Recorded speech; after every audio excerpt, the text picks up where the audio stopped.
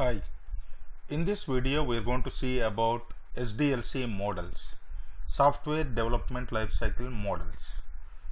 In the previous video we have seen what are all the phases and what we are going to do in each and every phase. If you are not sure about what is going to happen in each phase, please refer to that video and come back to here. So in any software development lifecycle model, these are all the 6 phases: requirement, analysis, design, coding, testing, delivery and maintenance. Just brief me about all these phases. Requirement. We're going to gather the requirements from the customer. Once get signed of SOW, statement of work, with the particular client, we're going to get all the requirements from him and come back to our company and we will prepare a requirement documents. Requirement document is something like functional requirement specification or business requirement specification. Those documents we're going to prepare from our end. Coming to the analysis phase, we're going to analyze those requirements. We all are going to discuss about those requirements. If something not clear, and we will go back to the client and ask our clarifications, and team building activity, feasibility study activity, and preparing the understanding documents and giving the reverse KT to the clients. All these things will happen in the analysis phase.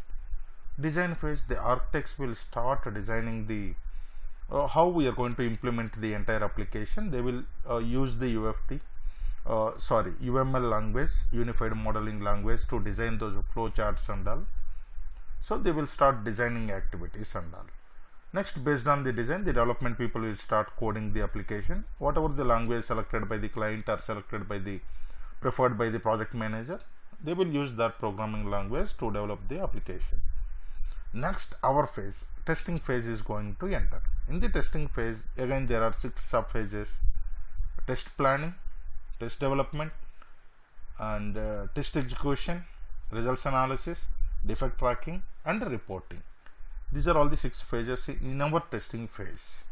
Next, delivery and maintenance. Once our testing is completed and once the code went into the live production environment, then the delivery and maintenance phase will be entered into the picture. We are going to deliver entire application to the client and we are going to maintain the application for few years according to the SOW, statement of work. Whatever the issues they are getting in the production, again from our company end, we need to give the support to them. This is about in any software development lifecycle model. These are all the 6 sub phases. Now let me start with the waterfall model. How water will fall? Obviously from top to bottom. Why they named it as a waterfall? Water will fall from top to bottom, not bottom to up. So that is the reason they named it as a waterfall. So like as is shown in the diagram, all the phases will go from top to bottom. And also in waterfall model, after completion of one phase, then only we are moving to the next phase. If any pending thing is there in one phase, we will not go to the next phase. For example, requirement phase, everything need to complete. Analysis phase, everything need to 100% need to complete. Design phase, coding phase, once every coding is completed, until then there is no testing for the testers. We have to wait until everything coded, and then testing phase will be entered into the picture. Once everything tested, then we will go to the delivery and maintenance. So this is what going to happen in the waterfall model, how it will work on. See, what are the advantages in this case? See, we are waiting until coding is completed. Let me assume they have coded 100%. Then the client changed the requirement. Then what we need to do? They have coded 100%. We have never tested. We have never tested anything. At the time of they are completing the 100%, client changed the requirement. Because nowadays world, you know, when the requirement is going to change, we don't know. Based on our competitor, we need to change our requirements. Some other feature will in client mind, we need to develop it and test it, because that is his business. We have to follow his business, his requirements. See, once 100% coded, we never tested, client changed the requirement, then obviously whatever he coded, he should need to change that. So some advantages, some drawbacks. For example, we are constructing a 100 floors building. If design everything will be proper, then we will follow that design and we will construct a 100 floors building. If design is not good, yet the 100 floor construction is going on, again owner came and changed the requirement, then what we need to do? Whatever the effort we keep on putting on that requirement, it is a time waste. So what type of projects it is suitable? If requirements are 100% stable, nothing is going to change, then waterfall model is very much suitable, because no requirement is going to change. Second, until development phase, no tester is going to involve. After coding only tester will be involving. That is the reason testing team will not maintain until coding is completed. It is a budget saved to the client. Obviously budget will be saved to the client. So minimal budget is required for this project if requirements are stable. These two are the advantages. Coming to the drawbacks, it will always from top to bottom. In the testing phase, you identified some gap in the requirement. Again, we need to come from requirement phase, analysis phase, design phase, coding phase, and testing. There is no bottom to up, always top to bottom only. And verification technique will not be there. What is verification in the future? In the terminologies also we have discussed. Verification is something like reviews, walkthroughs, inspections. Nothing will be there in this model. What will happen if we don't have, if we don't use the verification techniques like reviews, walkthroughs, inspections?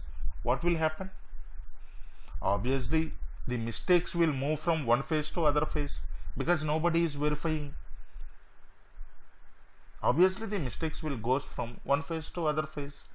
Nobody is reviewing the requirements or analysis part or design part or coding part. So that is the reason.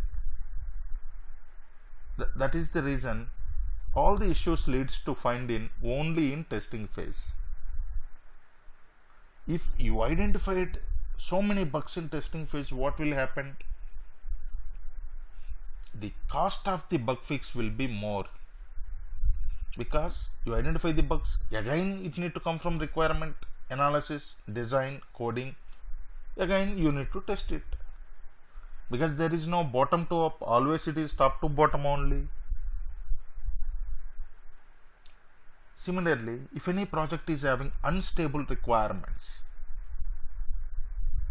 are keep on changing, then also this waterfall model is not at all suitable. Then also obviously the budget of the project always will be increased. So that is the reason waterfall model will use only for the projects which are having stable requirements. If the requirements are keep on changing, then waterfall model is not at all suitable. And also here minimal budget is required, because the teams, wherever the phase will be there, only that phase people only going to involve. If design is completed, then architects will move to other project. Then the developers will start the coding. Once coding is completed, most of the developers will go to other project, one or two will be there to fix the bugs. Then testing phase is started, only testing people will be there. So like this way, minimal budget is required for this project, but because of the drawbacks like no verification technique in this model, all the mistakes move from one phase to other phase, because finally we are going to identify all the mistakes in testing phase. And also if requirements are not stable, then obviously we need to go from every time from top to bottom, then the cost of the project will be increased. So this is about the waterfall model. Coming to the interview point of view, what are all the questions they may ask? What is waterfall model? Why we need to use this? What are the advantages are there? What are the drawbacks are there? What type of projects waterfall model is suitable? What type of projects it is suitable? The requirements which are stable, those projects waterfall model is suitable. If the requirements are keep on changing, then this model is not at all suitable.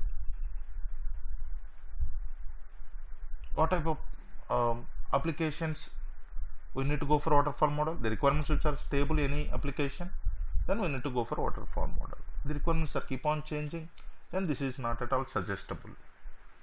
These are all the various questions they may ask in the interview on waterfall model. Okay. Thank you so much. Please subscribe to my channel. Don't forget. Thank you.